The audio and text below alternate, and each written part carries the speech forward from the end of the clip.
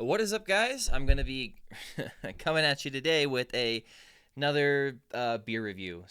I haven't done one of these for a little while, and I picked out a few holiday beers that I've been kind of slowly drinking through. Had a couple holiday themed beers, like Christmas. I had like Prairie's Christmas Bomb. I actually just had the holiday weekend a day or two ago, which was great. A lot of spicy beers and a lot of stuff that's just kind of more on the dark side. So I grabbed this beer for that exact same reason, and this is right up my alley. This beer is called Figgy Pudding, and is by Block 15 Brewing. They're in uh, Oregon, Corvallis, Oregon. I don't really know where that is, like in conjunction to the big cities in Oregon. I'll read you the description. It's an English style barley wine matured in brandy barrels with spice. So the spice note. Our yearly holiday offerings, again, the holiday beer, brewed with specialty malts, blackstrap molasses, steeped with Ceylon, cinnamon, and nutmeg, and matured in freshly emptied brandy barrels. This beer, and just talk about sharing it with friends. 13.1%. It's a 16-ounce bottle. It's a pretty cool label.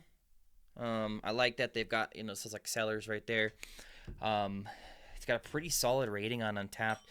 I saw a guy in one of the beer groups I'm in recently who drank this, had some on tap, and he said he didn't get a whole lot of spice out of it, so I'm kind of worried about that.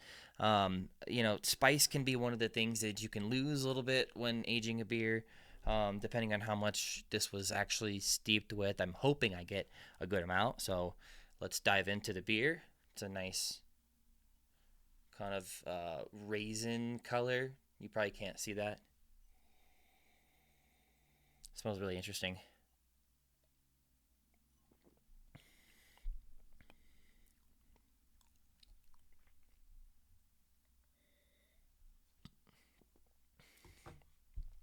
It's very true to being a barley wine. Um, and I can't tell you I've ever had a barley wine aged specifically in brandy barrels. And that's a nice touch. It's got a twang to it. And I do agree with the review that I saw. This doesn't really have much in the way of spice. It's got a little bit of warming on the back end. And that little bit of warming is just enough, I guess, to kind of let you know that there's a minute amount of spice that this was steeped on. I'd love to know, and I'd love to know how large the batch was, because maybe they thought this was going to be a little bit spicier.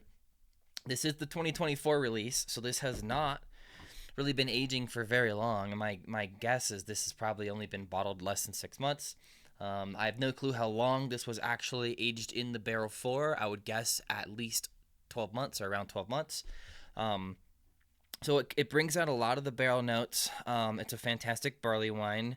The barley wine, like, essence of it, there's not too much sweetness, so it doesn't overpower the barrel. In fact, it blends very well together, and then you get just that tiny bit of spice on the end, which I was really hoping that it would be more present throughout the entire beer, which is really the whole reason I even got this beer, because of the cinnamon and nutmeg. So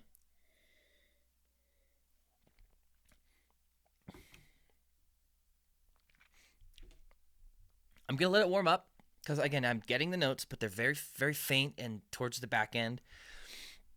I could also I could also say that this beer just, I think that the flavor of the barrel, and then maybe, like I said, the malts and the molasses, it does kind of already give it somewhat of like a spicy flavor, and it could be, again, the combo of what I think is probably the brandy barrel bringing out some of those notes, warm notes of different type of holiday spices.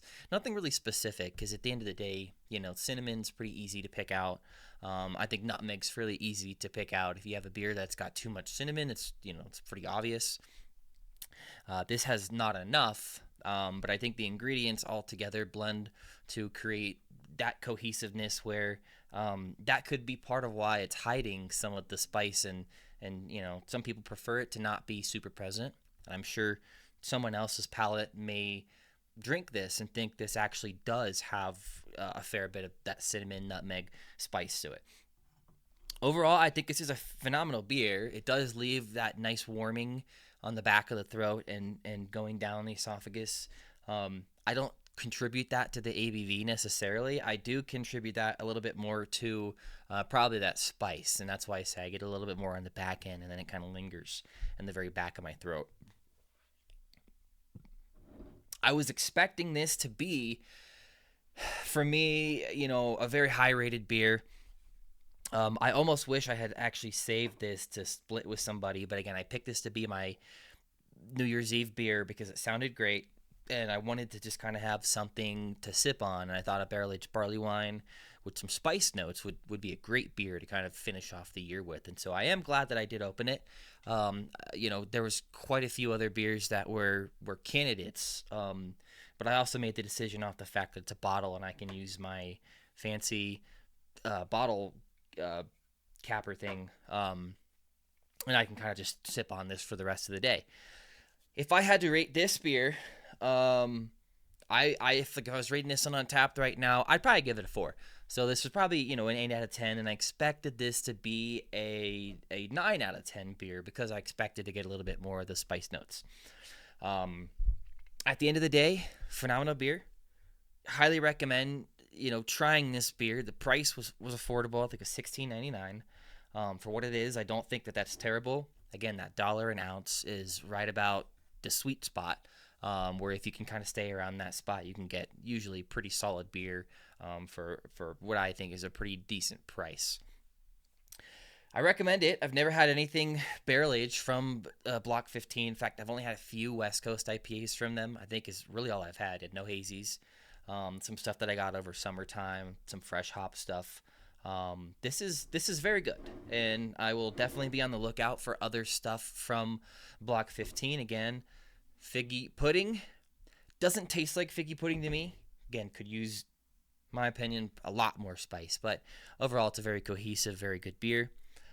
Wish you guys a great New Year's Eve, and going into 2025, some different type of beer reviews that we're going to be doing going forward, and including some guests on these type of reviews and not just a podcast. So thank you guys for watching. Any questions about this beer, where you can find it? It's at Coltrane. I don't know where else you can find it, but again, any questions, let me know.